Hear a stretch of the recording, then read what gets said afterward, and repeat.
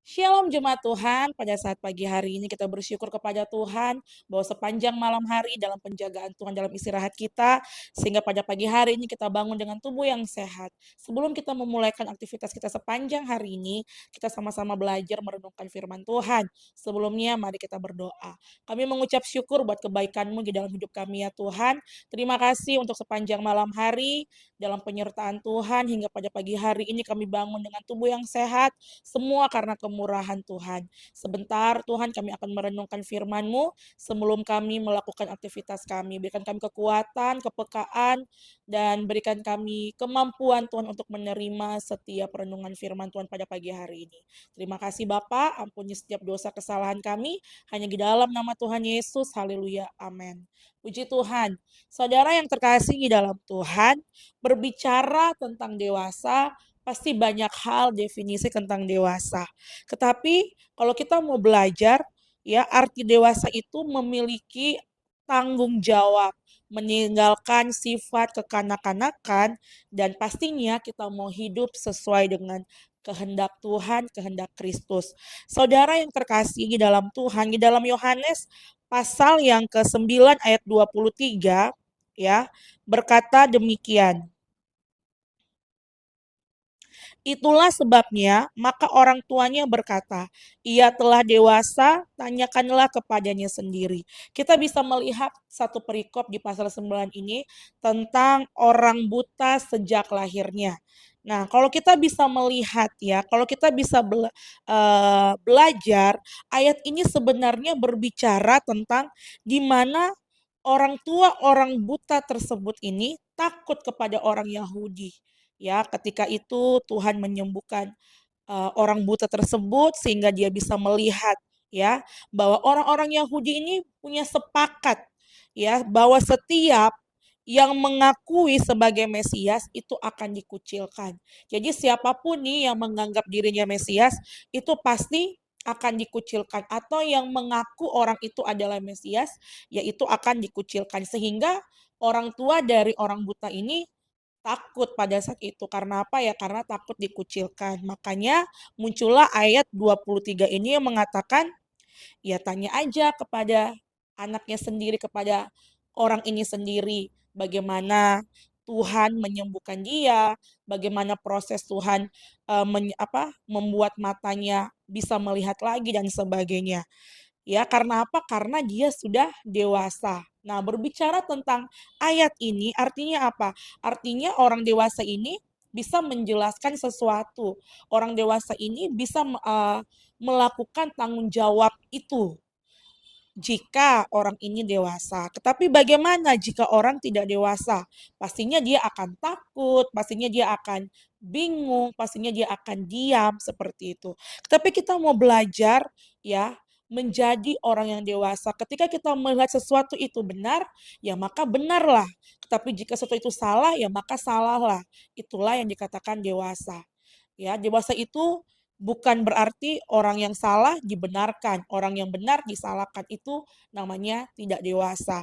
Tetapi kita mau belajar ya, untuk menjadi orang yang dewasa itu yang pertama, berusaha menyelesaikan masalah secara matang. Kedua, orang dewasa itu memiliki emosi yang stabil. Yang ketiga, orang yang dewasa itu memikirkan masa depan secara matang. Yang keempat, orang dewasa itu sebenarnya dia itu orang yang lebih serius dan tidak main-main dalam suatu hubungan ataupun komitmen.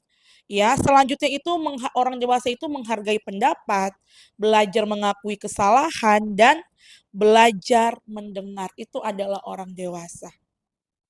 Ketika orang ini menjelaskan sesuatu, tapi kita hanya berbicara saja, kita nggak mau menjadi pendengar yang baik, ya kita harus pikirkan apakah benar kita ini sudah dewasa. Ketika emosi kita yang tidak stabil gitu, apakah kita bisa mengatakan kita ini dewasa atau enggak? Ya, orang yang dewasa itu dia akan memikirkan ke depan, bukan hari ini, esok, atau lusa, atau kapan, tapi dia memikirkan secara matang untuk masa depannya. Ya, lalu dia lebih serius, komitmen, hubungan, begitu hubungan berteman, hubungan dalam hubungan pacaran maupun suami istri, kerabat atau apapun itu, kita pastinya lebih serius. Orang dewasa itu dia serius, dia tidak main-main dalam satu komitmen.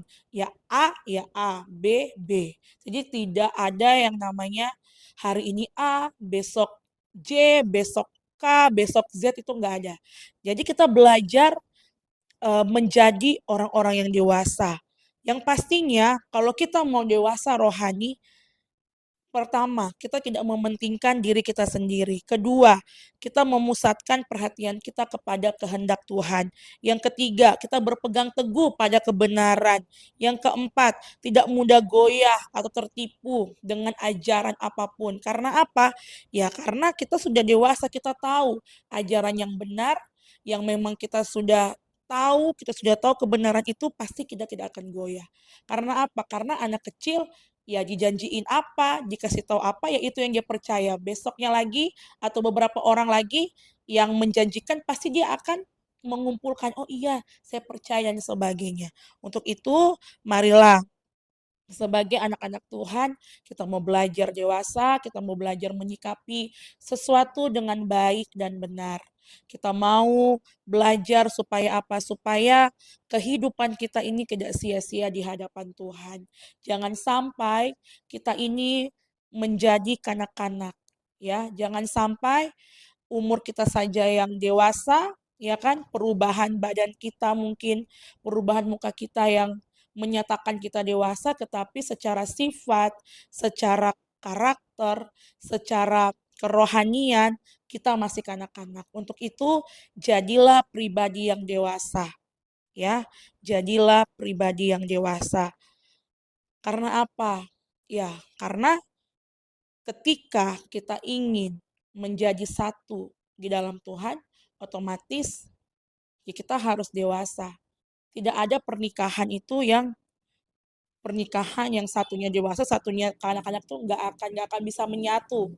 Ya coba deh Bapak Ibu bisa lihat kalau ada kedua orang disatukan, yang satunya dewasa, satunya kekanak-kanakan, pasti ada sinkron, pasti ada clash-nya, ributnya. Apalagi ini berbicara tentang kerohanian kita. Ya, kalau kita ingin menjadi mempelai Kristus, kita harus menjadi orang-orang yang dewasa. Ya, jadilah pribadi yang dewasa, jadilah pribadi-pribadi yang takut akan Tuhan dan mengandalkan Tuhan setiap hari. Puji Tuhan, kiranya renungan firman Tuhan ini mengingatkan kita untuk kita tetap mengandalkan Tuhan di dalam hidup kita. Mari kita berdoa. Kami mengucap syukur untuk kebaikan-Mu Tuhan. Kami sudah belajar, ajarkan kami untuk menjadi orang-orang yang dewasa. Ajarkan kami untuk mengerti apa yang menjadi kehendak Tuhan di dalam hidup kami. Sehingga Tuhan dapatkan kami tetap setia di dalam Engkau. Sebentar Tuhan, kami akan melakukan aktivitas kami sepanjang hari ini. Berkatilah usaha kami, berkatilah pekerjaan kami, keluar masuk kami, kemanapun kami pergi dan berada, Tuhan yang sertai, Tuhan yang menjagai. Kami menyerahkan seluruh kehidupan kami sepanjang hari ini. Kami mau melangkah bersama Engkau. Sepanjang hari ini ampuni setiap dosa kesalahan kami. Hanya di dalam nama Tuhan Yesus, Allah dan Juru Selamat kami. Haleluya. Amin. Puji Tuhan, terima kasih. Selamat pagi, selamat beraktivitas. Tuhan Yesus memberkati.